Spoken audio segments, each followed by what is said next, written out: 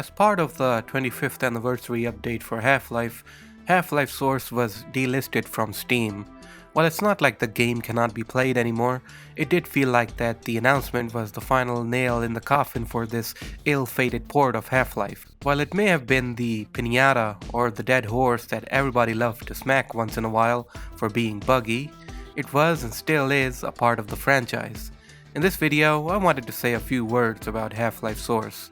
Released in November 2004, on the same day as Half-Life 2, HLS is a port of the original game running on the then new Source engine. While the game was in development, many people were excited about it, but when it launched, a majority was upset at the fact that this was an almost one-to-one port of the original game.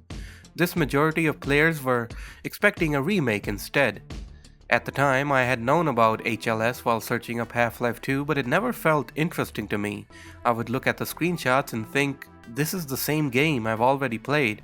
And also, one of the biggest game of the year and the decade was about to come out, so why would I waste my time with HLS?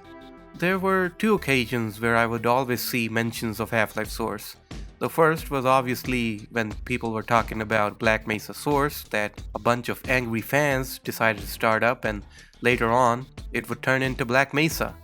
And the other time I would see Half-Life Source was when I wanted Half-Life 1 stuff in Gmod, but the description of the add-on would say you need to have Half-Life Source. So I'd just download one of those packs that had all the CSS and HLS stuff in them and then get the Gmod add-on. And so, as years passed on and more games came out, Half-Life Source was sidestepped and forgotten by most. But still, there accumulated quite a bit of following for the game, with many different fan-made maps, mods, skins, and fixes being released once in a while. The HLS subcommunity was an extremely niche world of its own.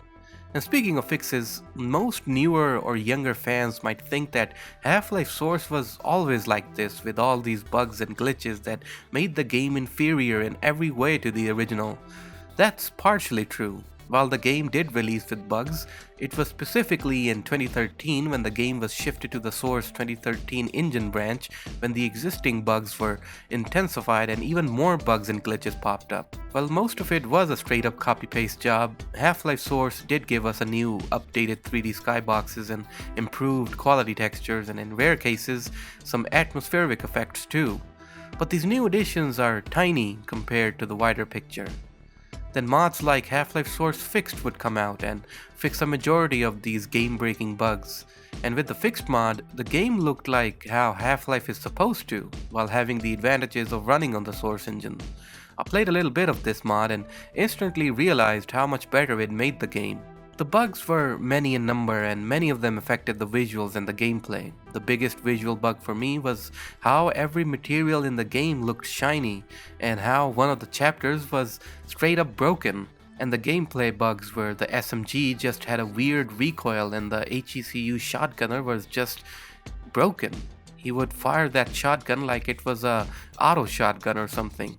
But going back a little, it was until 2018 where, after working in an office job for 2 years and finally getting my first Visa debit card, was I able to buy the whole Valve pack and try out Half-Life Source.